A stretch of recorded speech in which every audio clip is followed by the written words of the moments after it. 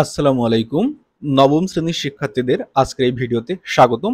আজকের এই ভিডিওর যে টপিক সেটা হচ্ছে ডি ব্রগলি তরঙ্গদৈর্ঘ্য। তো চলো শুরু করা যাক। একটা সময় অবজার্ভ করা গেছে এই ব্যতিচার ধর্ম প্রমাণের পর যে আলো একটা তরঙ্গ এবং ফটো ইলেকট্রিক ইফেক্ট যখন আবিষ্কার হয়েছে এরপরে জানা গেছে যে আলো একটি কণা। তো ব্যতিচারের মাধ্যমে আলো তরঙ্গ প্রমাণ হলো, ফটো ইলেকট্রিক ইফেক্টের মাধ্যমে আলো কণা প্রমাণ হলো। এরপর এর মাধ্যমে আমরা বলতে পারি যে আলো তরঙ্গ এবং কণা উভয়। এই জিনিসটা কোনো একজন স্টুডেন্ট এই জিনিসটা দেখলো এবং সে এটাও দেখছে যে আলোকে আমরা প্রথমে তরঙ্গ হিসেবে জানতাম এবং পরে আমরা জানলাম আলো কণা। পুরো কাহিনীটা বুঝছো? এরপর যে স্টুডেন্টটা দেখছে তার নাম আসলে ডি ব্রগলি। ডি ব্রগলি কখন এই জিনিসটাকে দেখছে? তখন সে স্টুডেন্ট ছিল, তখন কিন্তু সে বিজ্ঞানী হয়নি। দেখো, ডি ব্রগলি একটা জিনিস মানতেন এবং জানতেন, সেটা হচ্ছে প্রকৃতি প্রতিসাম্য পছন্দ করে। ব্যাপারটা হচ্ছে এরকম, সে দেখলো যে আলোকে সে তরঙ্গ হিসেবে জানতো, এরপর দেখলো আলো কণাও। এখন পদার্থকে সে জানে হচ্ছে কণা, সে জানে পদার্থ হচ্ছে কণা। আমাদের পদার্থ বলতে আমি ইট, পাথর, মানুষ, গরু, ছাগল যা আছে সবকিছুকে বোঝাচ্ছি। সে এদেরকে কণা রূপে জানে বা কণা হিসেবে জানে যে এরা কণার সমন্বয়ে গঠিত।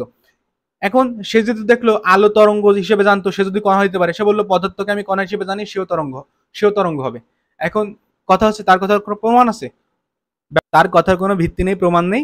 এরপর সে এরকম কিছু একটা ভাবে নিল। ভাবার পর শুধু ভাইবেই সে থামে থাকে নাই, ভাবার পর সে হচ্ছে পিএইচডি থিসিস লিখতেছিল। পিএইচডি আসলে আমাদের লেখাপড়ার শেষে ওই অনেক স্যারের নামের আগে দেখো না ডক্টর লেখা, ওই ডক্টর ডিগ্রির জন্য একবারে ডক্টর ডিগ্রির জন্য পিএইচডি করা লাগে। এখন পিএইচডির একবারে লাস্টে একটা থিসিস থাকে, মানে তুমি 2-3 বছর বা 3-4 বছর ধরে একটা গবেষণা করবো, গবেষণার পর তুমি একটা থিসিস লিখবা বা কোনো একটা কাগজে তুমি এই গবেষণা করে যা যা পাইছো তাই হচ্ছে একটা কাগজে লিখে জমা দিবা।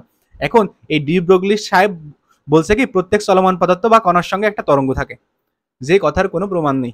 এটা সে তার ওই পিএইচডি থিসিসে লিখে দিছে। মানে সে কতটা সাহসী ছিল। যদি এই কথা যেহেতু কোনো প্রমাণ নেই, যদি এই কথাটা ভুল হয়, তাহলে ওই যে 3-4 বছর ধরে সে যে পরিশ্রম করছে সেই পরিশ্রম পুরোপুরি বৃথা যাবে। কিন্তু এরপরে সে লিখে দিছে সাহস করে। লেখার পর তার ওইখানে যে টিচাররা ছিল, ওই টিচাররা বলছে এটা তো তুমি ভুল বলছো, এটার তো কোনো প্রমাণ নেই। কিন্তু এখানে একটা খটকা লাগলো টিচারদের মনে। আমরা তো আমরা তো একে ভুল বলতেছি, কিন্তু এই যে ভুল এরও তো কোনো প্রমাণ নেই। মানে এই জিনিসটা যে বলছে প্রত্যেক চলমান পদার্থ বা কণার সঙ্গে একটা তরঙ্গ থাকে, এটার কোনো প্রমাণ নেই। বাট এটা যে ভুল এটার কোনো প্রমাণও তার স্যারদের কাছে ছিল না। তখন তার স্যাররা ডাকলো আইনস্টাইনকে। আইনস্টাইন আইসা যখন এই জিনিসটা দেখলো, তখন সে এই জিনিসটাকে ভুল বললো না। সে বলল হইতে পারে এর কোনো প্রমাণ নেই, বাট এ যে কথাটা বলছে, মানে ডি ব্রগলি সাহেব যে কথাটা বলছে সেই কথাটার জোর আছে। এটা বলার পর সে ওই ডি ব্রগলি সাহেবের টিচারদের বললো যে দিয়ে দাও ওকে ডিগ্রি, পিএইচডি ডিগ্রি দিয়ে দাও। এরপর তাকে ডিগ্রি দিয়ে দেওয়া হলো। এরপর হচ্ছে এই জিনিসটা আগালো এবং পরবর্তী সময়ে এই জিনিসটা এই ডি ব্রগলি যে হাইপোথিসিস করছিল এই জিনিসটা আসলে পরবর্তী সময় সঠিক প্রমাণ হলো। এরপর দেখো, এমনকি সেই তরঙ্গের তরঙ্গ দৈর্ঘ্য কত হবে সেটাও তিনি বলে দিয়েছিলেন। কোনো কণার ভরবেগ যদি পি হয় তাহলে তার দেখো তরঙ্গ দৈর্ঘ্য ল্যামডা হবে ল্যামডা সমান এইচ ডিভাইডেড বাই পি। এই ল্যামডা হলো কণার তরঙ্গ দৈর্ঘ্য, এইচ হলো প্লাঙ্কের ধ্রুবক, আর এইচ এর মান হচ্ছে 6.63 গুণ 10⁻³ জুল সেকেন্ড। একটা জিনিস দেখো, ধ্রুবক মানে এর মান কোনোদিনও চেঞ্জ হবে না। এই এইচ এর মান তুমি যেখানেই যাও না কেন এর মান এটাই হবে। আর পি হচ্ছে ভরবেগ। ভরবেগ কি? যদি কোনো চলমান বস্তু কোনো একটা বেগে চলে তাহলে তার ভর এবং বেগের গুণফলকে ভরবেগ বলা হয়। একটা জিনিস দেখো, এই ভরবেগ এই ভরবেগটা কার ধর্ম? এই ভরবেগটা আসলে পদার্থের ধর্ম, তরঙ্গের কিন্তু কোনো ভরবেগ নেই। আর এই যে ল্যামড়া, ল্যামড়া হচ্ছে তরঙ্গ দৈর্ঘ্য, তরঙ্গের ধর্ম। দেখো এখানে তরঙ্গের ধর্ম এবং যে পদার্থের ধর্ম, এই দুই ধর্মের মধ্যে একটা সম্পর্ক স্থাপিত হয়েছে। এরপর দেখো, ডি ব্রগলি সাহেব যেটা আসলে কল্পনা করছিল সেটাকে একটু দেখাই। এটা যদি একটা পদার্থ হয়, ধর একটা ইট, এই ইটটা এই দিক বরাবর ভি বেগে যদি চলমান থাকে, তাহলে এই ইটের সাথে একটা তরঙ্গ এইভাবে সামনের দিকে আগাবে। এই জিনিসটা আসলে ডি ব্রগলি সাহেব বলছিল। এরপর তোমাদের বইতে যে সকল অঙ্ক আছে, যে তোমার ভর যদি 50 কেজি হয় আর তুমি যদি 2 মিটার/সেকেন্ড বেগে দৌড়াও, তাহলে তোমার ডি ব্রগলি তরঙ্গ দৈর্ঘ্য কত হবে? এটাই প্রশ্ন। তোমরা আমার থাম্বনেইল দেখে বুঝতে পারছো যে আমি আসলে বলতে চাচ্ছি যে আমরা যে মানুষ, আমাদেরও একটি তরঙ্গ দৈর্ঘ্য আছে। এখন দেখো, তরঙ্গ দৈর্ঘ্য কিন্তু তুমি দাঁড়ায় থাকলে হবে না, কারণ দাঁড়ায় থাকলে তোমার ভরবেগ তো শূন্য হবে। দেখো এখানে যদি তোমার এই ভরবেগ শূন্য হয় তাহলে তো তোমার তরঙ্গ দৈর্ঘ্য ইনফিনিটি হয়ে গেল, মানে তোমার তরঙ্গ দৈর্ঘ্য হলো না। তরঙ্গ দৈর্ঘ্য পাওয়ার জন্য তোমাকে অবশ্যই দৌড়াইতে হবে।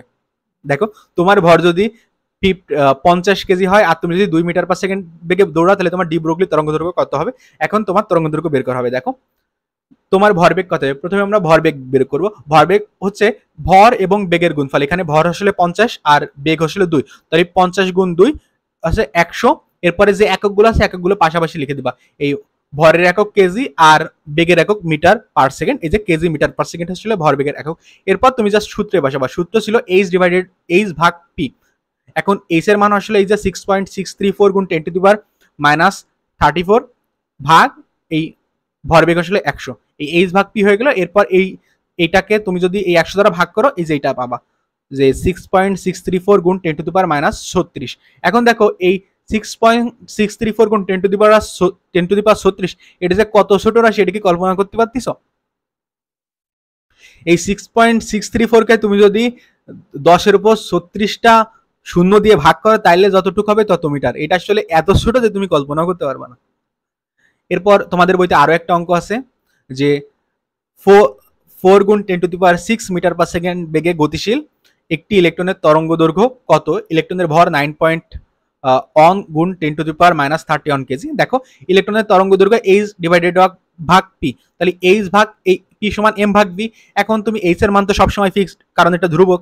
এম এর মান বসাও। এম এর মানে যে এখানে দেওয়া আছে 9.1 গুণ 10 টু দি পাওয়ার মাইনাস 31 গুণ, আর ভি এর মানও তো দেওয়া আছে, এই যে ভি এর মান 4 গুণ 10 টু দি পাওয়ার 6।